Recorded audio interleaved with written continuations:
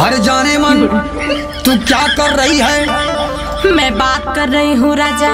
तनी है राजा का भयल राजा?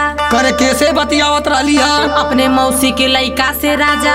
तो हमार फोनमा काहे ना उठौली है? बड़ी जरूरी बात होत रहल है राजा। मोके लगत है कौनो के तू दे थई माजा। लगत है पी के आइल बाड़ा तू नर्सरिया से।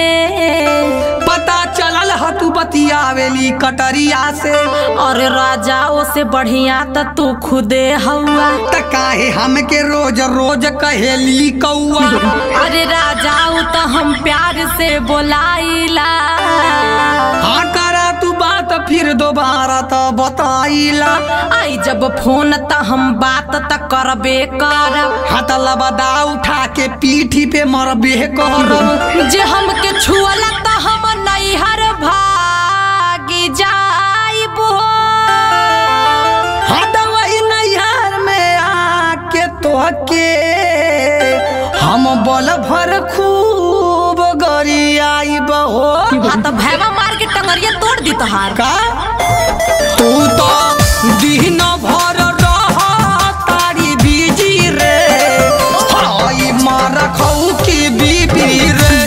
ई तो दिन भर रह तारी बीजी रे। हाय मार खाऊ की बीबी रे। कि हम तोहरे हईला राजा निजी हो। भले रही के तनो बीजी हो।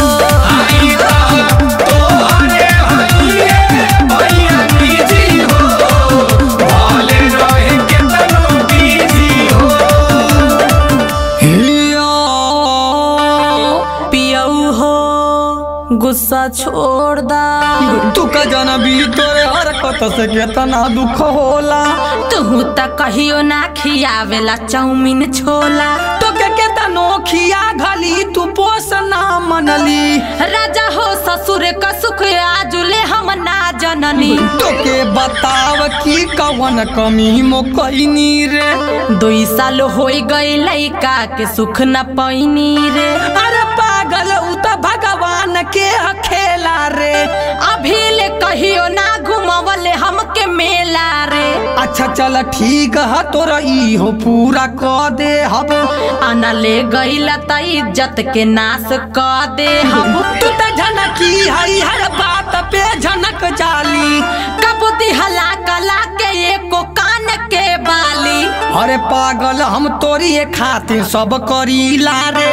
महतो के छोड़ के केहू पे ना मरीला रे। केहू से बात करके हमके ना जरा तू।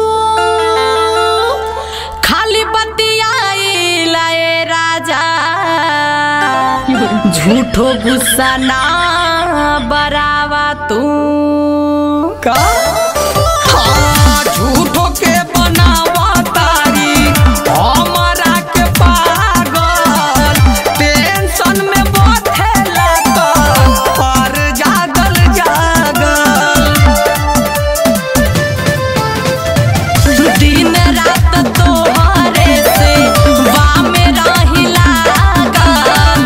कहिए से मांगा तानी लैला न छागल। ऐसे लड़बी तो धली तो के टीवी रे। सुनु मार खाऊ की बीबी रे।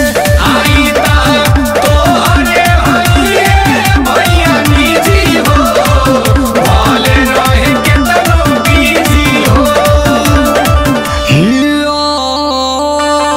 अरे कुत्ता तो के टीवी धैले। हाय रानी कुलपति के ना कहल जाला।